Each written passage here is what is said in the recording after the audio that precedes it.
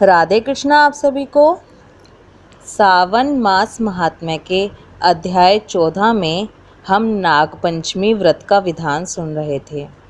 अब आगे सावन मास महात्म्य अध्याय 15। सनत कुमार बोले, हे देवेश, मैंने नागों का यह आश्चर्यजनक पंचमी व्रत सुन लिया। अब आप बताएं कि षष्ठी तिथि में कौन सा व्रत होता है और उसकी विधि क्या है। ईश्वर बोले, हे विपेंद्र, श्रावण मास के शुक्ल पक्ष में षष्ठी तिथि को महामृत्यु का नाश करने वाले सुपोदन नामक शुभ व्रत को करना चाहिए।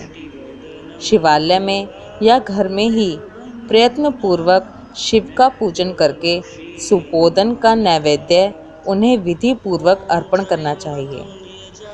इस व्रत के साधन में आम्र का लवण मिलाकर शाक और अनेक पदार्थों के नैवेद्य अर्पित करें। साथ ही ब्राह्मण को वायन प्रदान करें। जो इस विधि से व्रत करता है उसे अनंत पुण्य मिलता है।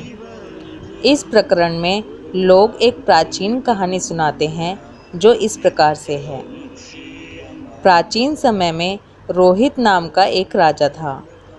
काफ़ी समय बीतने के बाद भी उसे पुत्र रत्न की प्राप्ति नहीं हुई। तब पुत्र की अभिलाषा में उस राजा ने अत्यंत कठोर तप किया।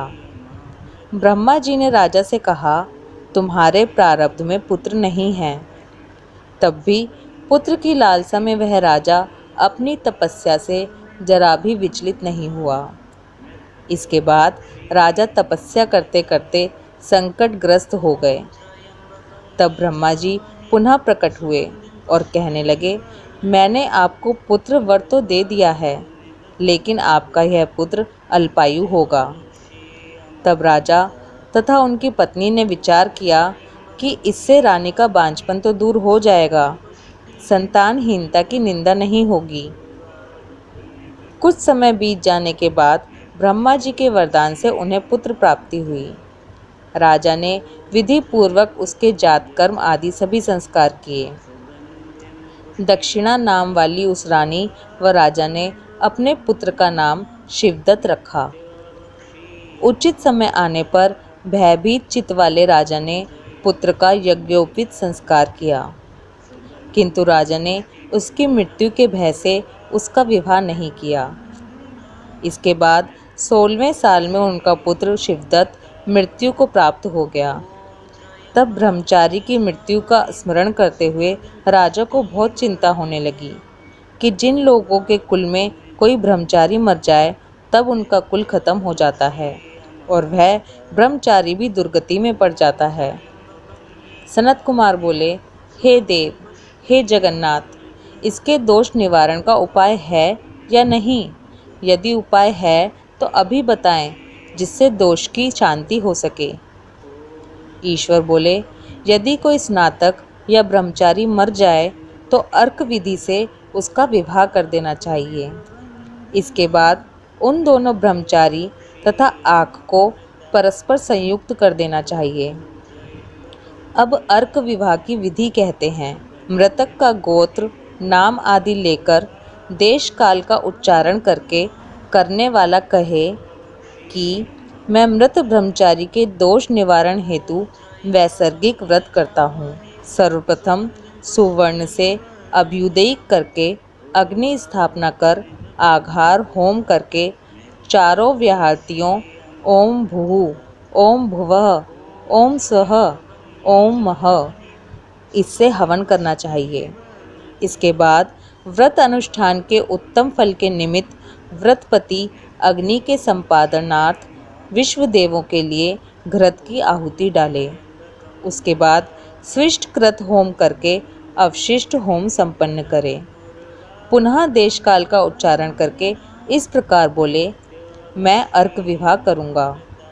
उसके बाद सुवर्ण से अभ्युदयी कृत्य करके अर्क शाखा तथा मृतक की देह को तेल तथा हल्दी से लिप्त करके पीले सूत से वेष्टित करें और पीले रंग के 2 वस्त्रों से उन्हें ढक दें। इसके बाद अग्नि स्थापन करें और विवाह विधि में प्रयुक्त योजक नामक अग्नि में आघार होम करें। अग्नि के लिए आज्य होम करें। उसके बाद चारों विहार्थियों से ओम भूः, ओम भुवः, ओम स्वः, ओम महः बृहस्पति तथा कामदेव के लिए आहुति प्रदान करें। पुनः घृत से शिष्टकृत होम करके संपूर्ण हवन कर्म समाप्त करें। उसके बाद आग की डाली तथा मृतक के शव को विधि पूर्वक जला दें। मृतक या म्रियमाण के निमित्त 6 वर्ष तक इस व्रत का अनुष्ठान करना चाहिए। इस अवसर पर 30 ब्रह्मचारियों को नवीन कौपीन वस्त्र प्रदान करना चाहिए और हस्त प्रमाण या कान तक लंबाई वाले दंड तथा कृष्ण मृग चर्म भी प्रदान करने चाहिए।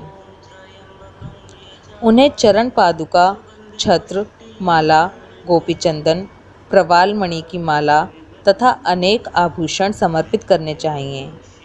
इस विधान से व्रत करने पर कोई भी विघ्न नहीं होता है। ईश्वर बोले, ब्राह्मणों से यह सुनकर राजा ने मन में विचार किया कि यह आर्क विवाह तो मुझे गौण प्रतीत होता है, मुख्य नहीं, क्योंकि कोई भी व्यक्ति मरे हुए को अपनी कन्या नहीं देता है।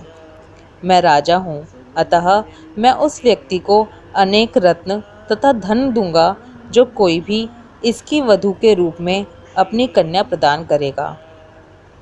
उस नगर में एक ब्राह्मण था। उस समय वह किसी दूसरे नगर में गया हुआ था। उसकी एक सुंदर पुत्री थी जिसकी माता की मृत्यु पहले ही हो चुकी थी। ब्राह्मण की दूसरी भी पत्नी थी जो ब्राह्मण की पुत्री के प्रति बुरे विचार रखती थी तथा दुष्ट मन वाली थी। कन्या 10 वर्ष की तथा दीन थी और अपनी सौतेली माता के अधीन थी।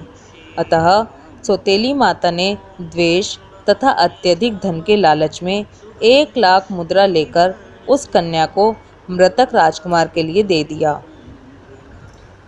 कन्या को लेकर राजा के लोग नदी के तट पर शमशान भूमि में राजकुमार के पास ले गए और शव के साथ उसका विवाह कर दिया। इसके बाद विधान पूर्वक शव के साथ कन्या का योग करके जब वे जलाने की तैयारी करने लगे, तब उस कन्या ने पूछा, हे सज्जनों, आप लोग यह क्या कर रहे हैं? तब वे सभी दुखित मन से कहने लगे कि हम लोग तुम्हारे इस पति को जला रहे हैं। इस पर भयभीत होकर बाल स्वभाव के कारण रोती हुई उस कन्या ने कहा, आप लोग मेरे पति को क्यों जला रहे हैं? मैं जलाने नहीं दूंगी। आप लोग सभी यहाँ से चले जाइए। मैं अकेली ही यहाँ बैठी रहूँगी और जब ये उठेंगे तब मैं अपने पतिदेव के साथ चली जाऊँगी। उसका हठ देखकर दया के कारण दीन चित्त वाले कुछ भाग्यवादी वृद्धजन कहने लगे, अहो, होनहार भी क्या होता है, इसे कोई भी नहीं जान सकता। दीनों की रक्षा करने वाले तथा कृपालु भगवान ना जाने क्या करेंगे। सौत की पुत्री का भाव रखने के कारण सौतेली माता ने इस कन्या को बेचा है, अतः संभव है कि भगवान इसके रक्षक हो जाएं। अतः हम लोग इस कन्या को व इस शव को नहीं जला सकते। इसलिए सभी को अच्छा लगे तो हम लोगों को यहाँ से चले जाना चाहिए। परस्पर ऐसा निश्चय करके वे सब अपने नगर को चले गए। बाल स्वभाव के कारण यह सब क्या है, इसे ना जानती हुई भय से व्याकुल वह कन्या एकमात्र शिव तथा पार्वती का स्मरण करती रही। उस कन्या के स्मरण करने से सब कुछ जानने वाले तथा दया से पूर्ण हृदय वाले शिव पार्वती शीघ्र ही वहां आ गए। नंदी पर विराजमान उन तेज निधान शिव पार्वती को देखकर उन देवों को ना जानती हुई भी उस कन्या ने पृथ्वी पर दंड की भांति पड़कर प्रणाम किया। तब उसे आश्वासन प्राप्त हुआ कि पति से तुम्हारे मिलने का समय अब आ गया है। तब कन्या ने कहा कि मेरे पति अब जीवित नहीं होंगे। उसके बाल भाव से प्रसन्न तथा दया से परिपूर्ण शिव पार्वती ने कहा कि तुम्हारी माता ने सुपोदन नामक व्रत किया था। उस व्रत का फल संकल्प करके तुम अपने पति को प्रदान करो। तुम कहो कि मेरी माता के द्वारा जो सुपोदन नामक व्रत किया गया है, उसके प्रभाव से मेरे पति जीवित हो जाएं। तब कन्या ने वैसा ही किया और उसके परिणाम स्वरूप शिवदत्त जीवित उठ खड़ा हो गया। उस कन्या को व्रत का उपदेश देकर शिव तथा पार्वती अंतर्ध्यान हो गए। तब शिवदत्त ने उस कन्या से पूछा, तुम कौन हो और मैं यहाँ कैसे आ गया? तब उस कन्या ने उसे वृतांत सुनाया और रात हो गई। प्रातः होने पर नदी के तट पर गए लोगों ने राजा को वापस आकर कहा कि हे राजन, आपका पुत्र व पुत्रवधू नदी के तट पर स्थित हैं। विश्वस्त लोगों से यह बात सुनकर राजा बहुत खुश हुआ। वह हर्ष भेरी बजवाते हुए नदी के तट पर गया। सभी लोग प्रसन्न होकर राजा की प्रशंसा करने लगे। वह बोले, हे राजन, मृत्यु के घर गया हुआ आपका पुत्र पुनः लौट आया है। इस पर राजा पुत्रवधू की प्रशंसा करने लगे और बोले कि लोग मेरी प्रशंसा क्यों कर रहे हैं? प्रशंसा के योग्य तो यह वधू है। मैं तो भाग्यहीन तथा अधम हूँ। धन्य और सौभाग्यशालिनी तो यह पुत्रवधू है, क्योंकि इसी के पुण्य प्रभाव से मेरा पुत्र जीवित हुआ है। इस प्रकार अपनी पुत्रवधू की प्रशंसा करके राजा ने दान तथा सम्मान के साथ श्रेष्ठ ब्राह्मणों का पूजन किया और गांव से बाहर ले जाए गए मृत व्यक्ति के पुनः गांव में प्रवेश कराने से संबंधित शांति की विधि को ब्राह्मणों के निर्देश पर विधि पूर्वक संपन्न किया। हे वत्स, इस प्रकार मैंने आपसे यह सुपोदन नामक व्रत कहा। इसे 5 वर्ष तक करने के अनंतर उद्यापन करना चाहिए। पार्वती तथा शिव की प्रतिमा का प्रतिदिन पूजन करना चाहिए और प्रातःकाल आम के पल्लवों के साथ चरु का होम करना चाहिए। साथ ही नैवेद्य तथा वायन अर्पित करना चाहिए।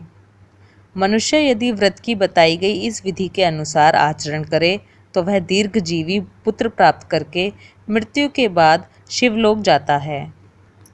इस प्रकार श्री स्कंद पुराण के अंतर्गत ईश्वर सनत कुमार संवाद में श्रावण मास महात्म्य में सुपोदन षष्ठी व्रत कथन नामक 15वां अध्याय पूर्ण हुआ। हर हर महादेव।